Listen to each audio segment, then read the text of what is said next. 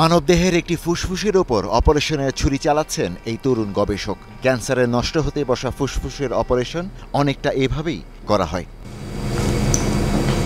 লন্ডনের কিংস কলেজের বায়োমেডিক্যাল প্রকৌশলের এই পিএইচডি শিক্ষার্থী অবশ্য সত্যিকারের ফুসফুসের ওপর কাঁচি চালাচ্ছেন না। অবিকল ফুসফুসের মতো তৈরি এই বস্তুটির নাম অ্যানথ্রোপোমরফিক ফ্যান্টম, যা একটি বাস্তবধর্মী কৃত্রিম অঙ্গ।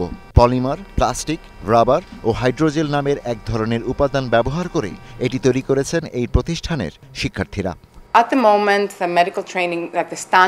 চিকিৎসকদের প্রচলিত সার্জিক্যাল প্রশিক্ষণের পদ্ধতি হল C1, Do1, Teach1, যেখানে শিক্ষার্থীরা অভিজ্ঞদের তত্ত্বাবধানে সরাসরি রোগী বা প্রাণী বা মৃতদেহের অঙ্গ নিয়ে কাজ করে।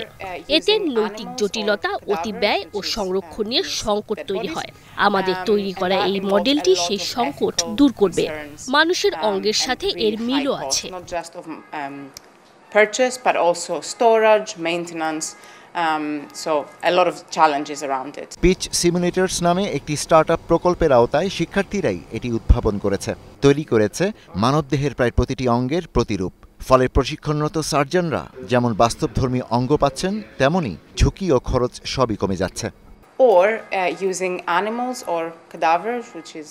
আমরা মানবদেহের মতো কৃত্রিম অঙ্গ তৈরির ওপর মনোযোগ দিচ্ছি।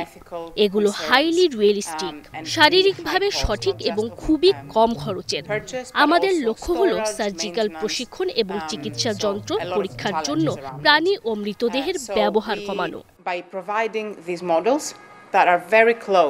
তরুণ গবেষকদের এই পদ্ধতি হৃদরোগবিদ্যা, নাক, কান, গলা, মূত্রনালীর মতো জটিল অপারেশনের প্রশিক্ষণকেও সহজ করে তুলেছে। ফলে চিকিৎসা প্রশিক্ষণ ও পরীক্ষার বাজারে চলমান ঘাটতি পূরণের পথ তৈরি হয়েছে। এমনকি রোবট বা AI পরিচালিত প্রশিক্ষণেও ব্যবহার হচ্ছে এই পদ্ধতি। বিশেষ করে প্রাণীর উপর কৃত্রিম বুদ্ধিমত্তা দিয়ে সার্জারি করাটা খুব কঠিন, কারণ প্রাণীর শরীর মানুষের মতো নয়। আর যদি আপনি মানুষের উপর পরীক্ষা চালাতে চান, তবে আপনাকে এমন কিছুর উপর এই পরীক্ষা চালাতে হবে যা দেখতে অবিকল মানুষের মতো। আমরাও সেটাই করেছি, যা আসল মানুষের মতোই দেখায়। ইউরোপ থেকে এই প্রযুক্তি বিশ্বজুড়ে ছড়িয়ে দিতে চান কিংস কলেজ লন্ডনের তরুণ শিক্ষার্থীরা। তাদের এই উদ্ভাবন চিকিৎসার প্রকৌশলকে অনেকখানি এগিয়ে নেবে।